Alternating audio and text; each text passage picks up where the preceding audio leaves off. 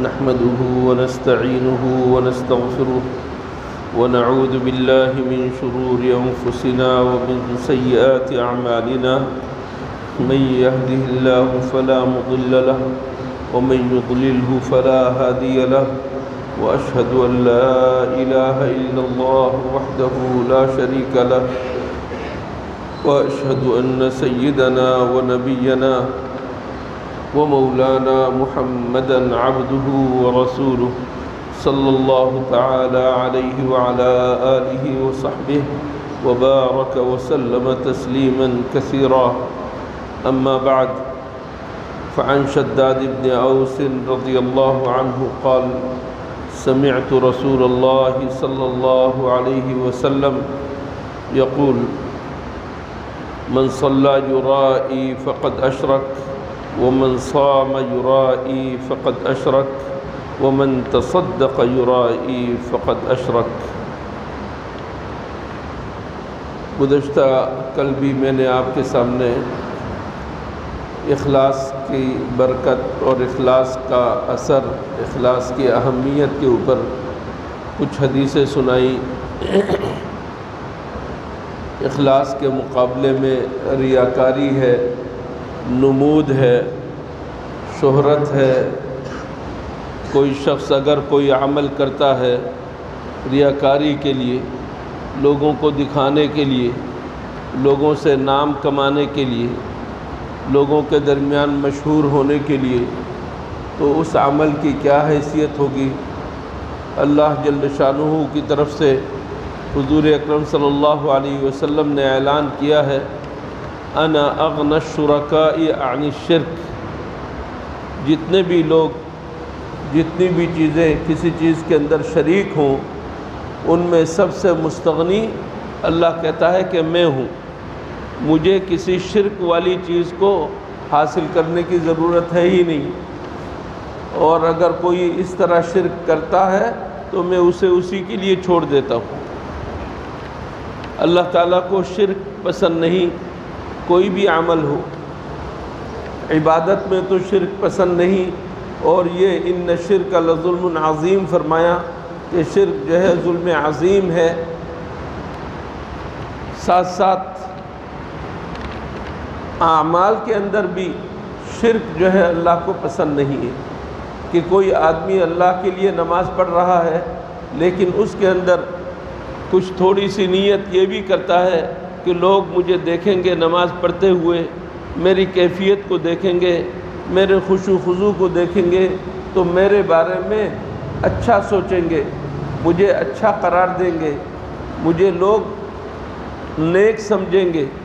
اب یہ نیت دل کے اندر ہے، گویا اس نے اللہ کے ساتھ شرک کیا، اور یہ شرک خفی کہلاتا ہے، مخفی شرک، چھپا ہوا شرک۔ اس سے بچنے کی ضرورت ہے۔ اس چیز کو واضح کرنے کے لیے حضور اکرم صلی اللہ علیہ وسلم نے فرمایا من صلی یرائی فقد اشرکا۔ ایک شرک تو وہ ہوتا ہے کہ آدمی بت کی پوجا کرے، کسی مورت کی پوجا کرے، وہ شرک تو سب جانتے ہیں شرک ہے۔ ایک شرک تو وہ ہے کہ کسی قبر کے سامنے جا کر جھکے، یہ اس شرک کو تو سب شرک سمجھتے ہیں، لیکن اس کو لوگ شرک نہیں سمجھتے کہ نماز پڑھ رہے ہیں لیکن دکھانا مقصود ہے۔ فرمایا کہ جو شخص ریاکاری کرتے ہوئے، دکھلاوا کرتے ہوئے نماز پڑھتا ہے تو فرمایا اس نے شرک کیا۔ وَمَنْ صَامَ يُرَائِي فَقَدْ أَشْرَكَ۔ جس نے روزہ رکھا اور دکھلانا مقصود ہو، دکھلاوا مقصود ہو، لوگوں کو بتلانا چاہتا ہے کہ میں روزے دار ہوں، فرمایا کہ اس نے شرک کیا۔ فرمایا وَمَنْ تَصَدَّقَ يُرَائِي۔ جو شخص ریاکاری کرتے ہوئے صدقہ کرتا ہے، جو شخص ریاکاری کرتے ہوئے صدقہ کرتا ہے تو وہ بھی شرک کرنے والا ہے، اللہ کے ساتھ شریک ٹھہراتا ہے۔ اللہ مستغنی ہے، اللہ کو ہماری نمازوں کی ضرورت ہے؟ اللہ کو ہماری نمازوں کی ضرورت نہیں، اللہ کو ہمارے روزوں کی ضرورت نہیں، اللہ کو ہمارے مال کی ضرورت نہیں، اللہ کو ہمارے سجدوں کی ضرورت نہیں، اللہ کو ہماری تسبیحات کی ضرورت نہیں۔ یہ جو تسبیحات ہم پڑھ رہے ہیں، نماز پڑھ رہے ہیں، روزے رکھ رہے ہیں، اس نیت سے کہ اللہ ہم سے راضی ہو۔ اب اس اللہ کو راضی کرنے والے عمل میں ہم اگر کسی اور کو بھی خوش کرنا چاہتے ہیں تو اللہ کہتا ہے کہ میں تو شریک نہیں ہو سکتا، میں تو مستغنی ہوں، مجھے تو کسی چیز کی ضرورت نہیں، تم نے جو کام کیا ہے وہ اس کے لیے کیا ہے، میرے لیے نہیں۔ اس وجہ سے ہمیں خیال رکھنا چاہیے کہ ہم نماز پڑھ رہے ہیں تو کس کے لیے پڑھ رہے ہیں، روزے رکھ رہے ہیں تو کس کے لیے رکھ رہے ہیں، صدقہ کر رہے ہیں، صدقہ دے رہے ہیں تو کس کے لیے۔ اور بہت زیادہ ریاکاری کا اظہار ہو جاتا ہے مالی صدقے میں، آدمی دیتا ہے اور اعلان کر کے دیتا ہے، نتیجہ یہ کہ وہ اپنے آپ کو مشہور کر لیتا ہے کہ میں دینے والا ہوں، میں داتا ہوں، مشہور ہو جاتا ہے، اور اسی شہرت کو وہ سمجھتا ہے کہ سب کچھ کمائی یہی ہے۔ اسی شہرت کی بھوک کی وجہ سے وہ فوٹو کھنچواتا ہے، ویڈیو بنواتا ہے، اور پھر اس کے بعد دنیا بھر میں اپلوڈ کرتا ہے کہ دیکھو غریبوں کا کس قدر خیال رکھنے والا ہے۔ ایک بوری آٹا 10 آدمی اسے کسی بیوہ کو دے رہے ہیں۔ یہ ریاکاری نہیں ہے، شرک نہیں ہے، کیا چیز ہے؟ یہ کیا چیز ہے؟ کوئی آدمی چپکے سے تو دیتا ہے لیکن بعد میں اعلان کرتا ہے آج میں نے 10,000 روپے تقسیم کر دیے، آج میں نے میرے گھر میں غربا کا تانتا بندھا رہا، میں نے ایسا کیا اور ویسا کیا۔ اب آپ نے بیان کرنا شروع کر دیا۔ اللہ کے بندے، جس طرح وہ غریب تمہارے دروازے پر آیا ہے، اللہ یہ بھی کر سکتا ہے کہ تمہیں اس کے دروازے پر پہنچا دے۔ تمہارے اندر کوئی سرخاب کے پر نہیں ہے، اس کو جو تمہارے پاس لایا ہے یہ اللہ کا فضل ہے تمہارے اوپر، تم اس کو کیوں نہیں سوچتے؟ اس کو جا کر ڈھنڈورا پیٹتے ہو کہ میں نے غریبوں کی اتنی مدد کی، میں نے بیواؤں کی اتنی مدد کی، میرے پاس غریبوں کی ایک لمبی لائن لگتی ہے، وغیرہ وغیرہ۔ اور بہت سارے لوگ مختلف انداز سے شہرت اختیار کرتے ہیں۔ اللہ جل شانہ نے تمام شہرت کے راستوں پر بند باندھ دیا اور کہا کہ اگر کوئی شہرت چاہتا ہے، ریاکاری چاہتا ہے، نام و نمود چاہتا ہے تو وہ میرے لیے نہیں ہے، وہ اسی کے لیے ہے، اسی سے جا کر مانگے۔ حضرت ابو سعید خدری رضی اللہ تعالیٰ عنہ سے روایت ہے، فرماتے ہیں کہ حضور اکرم صلی اللہ علیہ وسلم ہماری طرف تشریف لائے اس حال میں کہ ہم مسیح دجال کے بارے میں آپس میں مذاکرہ کر رہے تھے کہ دجال آئے گا، اتنا بڑا فتنہ ہوگا، وہ مردوں کو زندہ کرے گا اور کہے گا کہ مجھے خدا مانو، میرا کلمہ پڑھو، جنت اور جہنم کو ساتھ لے کر چلے گا، کسی کو جنت اپنی جنت میں ڈالے گا، حقیقتاً وہ دوزخ ہے، کسی کو اپنی جہنم میں ڈالے گا، حقیقتاً وہ جنت ہے۔ اس قسم کا مذاکرہ جو حضور اکرم صلی اللہ علیہ وسلم نے ڈراتے ہوئے مسیح دجال کے بارے میں ڈراتے ہوئے امت کو بتایا، کہتے ہیں کہ ہم اس چیز کا مذاکرہ کر رہے تھے، حضور اکرم صلی اللہ علیہ وسلم آ گئے۔ حضور اکرم صلی اللہ علیہ وسلم نے آ کر فرمایا کہ تم دجال سے ڈر رہے ہو؟ فرمایا الا اخبرکم بما ہوا اخوف علیکم عندی من المسیح الدجال، مسیح دجال سے بھی زیادہ ایک خوفناک اور خطرناک چیز میں تمہیں نہ بتلاؤں؟ مسیح دجال واقعی خطرناک چیز ہے،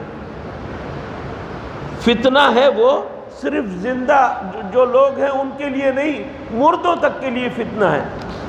خدائی کا دعویٰ کرے گا اور خدائی جیسے بہت سارے کام وہ سرزد اس سے ہوگا، لوگ فتنے میں مبتلا ہو جائیں گے، اللہ کے بجائے اس کو خدا ماننے لگیں گے۔ بہت بڑا فتنہ ہے، بہت بڑا فتنہ، اس سے بچنے کے لیے دعا کرنی چاہیے، ہمیشہ اس کی دعا رکھنی چاہیے۔ لیکن یہاں پر حضور اکرم صلی اللہ علیہ وسلم فرما رہے ہیں جس قدر خطرناک مسیح دجال ہے اس سے بھی زیادہ خطرناک میں تمہیں بات بتلاؤں، کیا چیز ہے جو مجھے تمہارے اوپر خطرہ ہے؟ تو صحابہ نے عرض کیا یا رسول اللہ کیوں نہیں، ضرور آپ ہمیں بتلائیے۔ تو فرمایا الشرک الخفی، مجھے ڈر ہے اصل تمہارے اندر مخفی شرک پیدا نہ ہو جائے، پوشیدہ شرک پیدا نہ ہو جائے، چھپا ہوا شرک پیدا نہ ہو جائے۔ وہ کیسے؟ حضور اکرم صلی اللہ علیہ وسلم نے فرمایا ان یقوم الرجل یصلی فیزید صلاته لما یری من نظر الرجل، کہ ایک آدمی نماز پڑھ رہا ہے اور اسے نماز میں خیال آیا فلاں آدمی مجھے دیکھ رہا ہے، بڑا آدمی ہے، فلاں آدمی چودھری آدمی یا میرا فلاں مرید مجھے دیکھ رہا ہے، اس کی وجہ سے، اس کے دیکھنے کی وجہ سے وہ اپنی نماز لمبی کر دیتا ہے تاکہ وہ دیکھے اور کہے کہ ہمارے پیر صاحب تو پہنچے ہوئے بزرگ ہیں، لمبی لمبی نمازیں پڑھتے ہیں۔ اللہ کے لیے نماز نہیں، اپنے مریدوں کو دکھانے کے لیے، چودھریوں کو دکھانے کے لیے، اپنے استاد کو متاثر کرنے کے لیے یا مخلوق میں سے کسی کو بھی متاثر کرنے کے لیے لمبی نمازیں پڑھ رہے ہیں۔ تو فرمایا کہ اللہ کے لیے نہیں، بندوں کے لیے کر رہا ہے، یہ شرک خفی ہے، یہ مخفی اور پوشیدہ اور چھپا ہوا شرک ہے، مجھے اصل اس کا ڈر ہے۔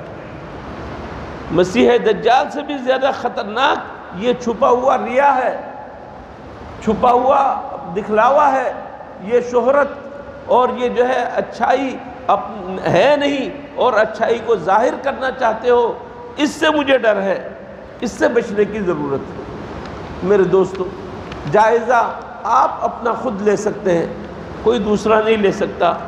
اگر کوئی آپ کے اندر عیب کی نشاندہی کرتا ہے کہ تم ریاکاری کر رہے ہو، تم لوگوں کو دکھانا چاہتے ہو، تم یہ کر رہے ہو، تم یہ کر رہے ہو، تو آپ اس کی بات کبھی نہیں مانیں گے، آپ اس کے ساتھ لڑیں گے، جھگڑیں گے، اپنا دفاع کریں گے۔ لیکن میرے دوستو، کوئی دوسرا نہیں، اپنے آپ سے اس وقت پوچھنے کی ضرورت ہے، اپنے آپ سے جائزہ لینے کی ضرورت ہے، اپنے آپ کا خود آپ جائزہ لیں اور خود فیصلہ کریں۔ انسان کم از کم اپنے آپ سے جھوٹ نہیں بول سکتا، کم از کم اپنے آپ سے ریاکاری اور دھوکے بازی نہیں کر سکتا۔ اس وجہ سے جائزہ لیں کہ ہم جو کچھ عمل کر رہے ہیں، ہم کس قسم کا عمل کر رہے ہیں۔ حضرت ابو سعید ابن ابی فضالہ رضی اللہ تعالیٰ عنہ حضور اکرم صلی اللہ علیہ وسلم سے نقل فرماتے ہیں اذا جمع اللہ الناس یوم القیامہ لیوم لا ریب فیہ، جب اللہ تعالیٰ قیامت کے دن لوگوں کو جمع کرے گا، اور قیامت کا دن ایسا دن ہے جس میں کسی قسم کا کوئی شک نہیں، آنے والا ہے، پکا آنے والا ہے۔ جب وہ دن آئے گا اور لوگوں کو جمع کرے گا اللہ، نادا منادن، تو اللہ کی طرف سے ایک منادی آواز دے گا، اعلان کرنے والا اعلان کرے گا اور کہے گا من کان اشرک فی عمل عملہ للہ احدا فلیطلب ثوابہ من عند غیر اللہ فإن اللہ اغنى الشرکاء عن الشرک۔ کسی نے کوئی کام کیا اللہ کے لیے، ہونا چاہیے وہ اللہ کے لیے، لیکن اس نے اللہ کے ساتھ کسی اور کو شریک کیا، کسی اور کو خوش کرنے کے لیے یہ کام کیا، تو فرماتے ہیں اعلان ہوگا کہ اس کا ثواب اسی سے جا کر مانگو، اللہ تو اس کا ثواب دے گا نہیں۔ اللہ کہتا ہے کہ میں شریک نہیں ہوں، اور جتنے بھی شرکاء ہیں ان میں سب سے زیادہ مستغنی ہوں، حاجت مند نہیں ہوں میں، مجھے ضرورت نہیں ہے، اسی سے جا کر ثواب بھی مانگو جس کے لیے تم نے یہ کام کیا۔ حضور اکرم صلی اللہ علیہ وسلم نے فرمایا من سمع سمع اللہ بہ ومن یرائی یرائی اللہ بہ، جو شخص دنیا میں لوگوں کو سنانے کے لیے کام کرے گا، جو شخص دنیا میں لوگوں کو سنانے کے لیے کام کرے گا، قیامت کے دن اس کو اللہ سب کو سنا کر ذلیل کرے گا۔ قیامت کے دن جو لوگ موجود ہوں گے وہ صرف ہمارے برمی کالونی کے لوگ موجود نہیں ہوں گے، ہمارے 36G کے لوگ موجود نہیں ہوں گے، صرف علی رؤوس الاشہاد، سارے کے سارے لوگ ساری مخلوق جمع ہوگی اور ان کے سامنے جو ذلت ہوگی اس کو یاد کرے۔ من سمع سمع اللہ بہ، جو شخص سناوے کے لیے کام کرے گا اللہ تعالیٰ اس کو وہی سنوا دے گا۔ ومن یرائی، جو شخص ریاکاری اختیار کرے گا، جو شخص ریاکاری اختیار کرے گا، یرا اللہ بہ، اللہ تعالیٰ اس کو وہاں پر اس کا ریاکار ہونا بتلا دے گا کہ اس نے ریاکاری کے لیے کام کیا ہے۔ حضرت ابو ہریرہ رضی اللہ تعالیٰ عنہ سے روایت ہے، رسول اللہ صلی اللہ علیہ وسلم نے ارشاد فرمایا تعوذوا باللہ من جب الحزن، غم کے کنویں سے، غم پریشانی، غم کے کنویں سے پناہ مانگو، جب الحزن سے پناہ مانگو۔ غم کا ایک کنواں ہے، اس سے پناہ مانگو، اے اللہ مجھے اس کنویں سے بچا لے، اس کنویں سے پناہ دے دے۔ قالوا یا رسول اللہ ما جب الحزن، یہ جب الحزن کیا چیز ہے، غم کا کنواں کیا چیز ہے یہ؟ قال واد فی جہنم، یہ جہنم میں ایک وادی ہے، دو پہاڑوں کے درمیان کے بڑے حصے کو، ڈھلان کے حصے کو کہتے ہیں وادی۔ فرمایا کہ جہنم میں ایک وادی کا نام ہے جب الحزن، یتعوذ منہ جہنم کل یوم 400 مرہ، اس قدر خطرناک وہ حصہ ہے کہ جہنم کے باقی حصے اس حصے سے روزانہ 400 مرتبہ پناہ مانگتے ہیں۔ اس قدر خطرناک جگہ ہے وہ کہ جہنم کے باقی حصے اس حصے سے 400 مرتبہ روزانہ پناہ مانگتے ہیں۔ قیل یا رسول اللہ ومن يدخلها، پوچھا کہ یا رسول اللہ کون اس وادی میں داخل ہوگا، اس جہنم میں اور اس جب الحزن میں داخل ہوگا، کس کے لیے اس کو تیار کیا گیا ہے؟ قال القراء المراؤون باعمالہم، وہ قرآن پڑھنے والے قاری عالم جو اپنے عمل سے دکھلاوا کرتے ہیں، اللہ تعالیٰ محفوظ فرمائے۔ قرأت قرآن اللہ کے لیے ہے، خوش اسلوبی کے ساتھ قرآن پڑھنا مطلوب ہے، حسن صوت اور اچھی آواز کے ساتھ قرآن پڑھنا مطلوب ہے، لیکن آپ خوش اسلوبی کے ساتھ انتہائی خوبصورت لہجے اور آواز کے ساتھ قرآن اس لیے پڑھ رہے ہیں تاکہ لوگ داد دیں، سبحان اللہ اور ماشاءاللہ اگر نہ کہیں تو آپ کی آواز ہی نہیں نکلتی۔ تو جو قاری، جو عالم، جو قرات کرنے والا، جو نیک کام کرنے والا ریاکاری کرتا ہے اپنے عمل میں، ایسے قاریوں کے لیے اور ایسے عالموں کے لیے، ایسے قرآن پڑھنے والوں کے لیے، تلاوت کرنے والوں کے لیے جہنم کا یہ حصہ بنایا گیا ہے۔ اندازہ لگائیے ریاکاری کس قدر خطرناک چیز ہے۔ قرآن اللہ کا کلام ہے، اس کے ایک ایک حرف کے اوپر 10 نیکیاں ہیں، ایک ایک حرف کے اوپر 10 نیکیاں ہیں۔ اب بتلائیے کہ اس قدر ثواب والا کام جو صرف اللہ کے لیے ہے، حضور اکرم صلی اللہ علیہ وسلم نے فرمایا کہ جو شخص تلاوت قرآن میں مشغول رہتا ہے اور اس مشغولیت کی وجہ سے اسے دعا کا موقع نہیں ملتا، تو کہتے ہیں اس کی ساری دعائیں بغیر مانگے قبول ہے، اس کی ساری دعائیں بغیر مانگے قبول ہے، اللہ تعالیٰ اس کی ساری دعائیں قبول کر لے گا۔ تو ایسی چیز ہے قرآن کریم اور اس کی تلاوت اس قدر عظیم، لیکن جو شخص اللہ کو راضی کرنے کے بجائے مخلوق کو ذرا راضی کرنا چاہتا ہے، مخلوق کی تعریف سمیٹنا چاہتا ہے، فرمایا کہ ایسا شخص اس وادی میں جائے گا۔ اللہ جل شانہ ہم سب کو ریاکاری سے بچائے، دکھلاوے سے بچائے، اللہ تعالی ہمیں اخلاص کے ساتھ عمل کرنے کی توفیق عطا فرمائے۔ وآخر دعوانا ان الحمد